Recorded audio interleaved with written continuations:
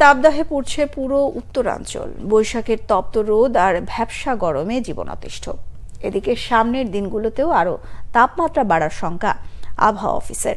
তবে মৌসুমী রোগবালাই মোকাবেলায় প্রস্তুত রয়েছে স্বাস্থ্য বিভাগ। গেল 15 দিন ধরে এই অঞ্চলে সূর্য তাপ দিচ্ছে 38 ডিগ্রি সেলসিয়াস। রংপুর থেকে জুয়েল আহমেদের রিপোর্ট, ক্যামেরা ছিলেন শাহনওয়াজ জনি। সূর্যের তাপ ভেঙে পেটের দায়ে মাঠে কাজ করলেও বেশিক্ষণ টিকতে পারছেন না শ্রমজীবীরা।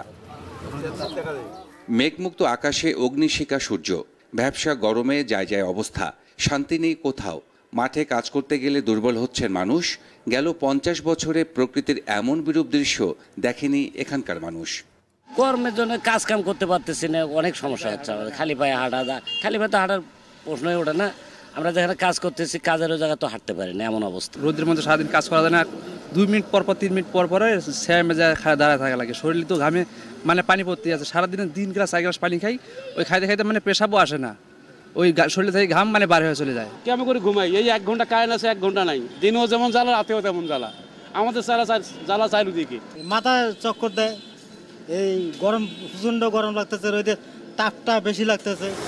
আবহাওয়া অফিস বলছে সূর্যের এই তাপ সাধারণত জুন জুলাইয়ে অনুভব হলেও এবছর অনেক আগেই ছড়িয়েছে। সামনের দিনে মৃদু মাঝারি শেষে তীব্র তাপদাহ হতে পারে। দিন দীর্ঘ হচ্ছে এবং সূর্যের তাপ বেশি হচ্ছে এবং বাতাসে জলীয় বাষ্পের পরিমাণ বেশি হচ্ছে, যার জন্য ভ্যাপসা গরমটা অনুভূত হচ্ছে। অন্যান্য বছরের তুলনায় এবার একটু আর্লি অনুভব হচ্ছে, যার জন্য এটা জুন জুলাইয়ে বেশি অনুভব হয়, কিন্তু এখানে এপ্রিল মেতেই সম্ভাবনা বেশি আর কি। স্বাস্থ্য বিভাগ বলছে গরমজনিত রোগবালাই ঠেকাতে সব রকমের প্রস্তুতি থাকলেও সব বয়সীদের তাপ সহিষ্ণু পোশাক পরিধান সহ টাটকা খাবার খাওয়ার পরামর্শ তাদের। মূলত আমাদের জনসচেতনতা তৈরি করা এবং অতিরিক্ত উত্তাপের জায়গা থেকে নিজেকে বিরত রাখা। যদি আল্লাহ না করে কোনো বড় ধরনের অসুস্থতা ঘটে যায়, সরকারি স্বাস্থ্য প্রতিষ্ঠানগুলো সবসময় সচেতন আছে এবং তারা প্রস্তুত আছে এদেরকে সেবা দেওয়ার জন্য। গরম মোকাবেলায় গোটা বিভাগে ওয়ার্ড, ইউনিয়ন, উপজেলা ও জেলা পর্যায়ে প্রায় 2000 স্বাস্থ্যকর্মী কাজ করছে। জুয়েল আহমেদ, বাংলা ভিশন, রংপুর।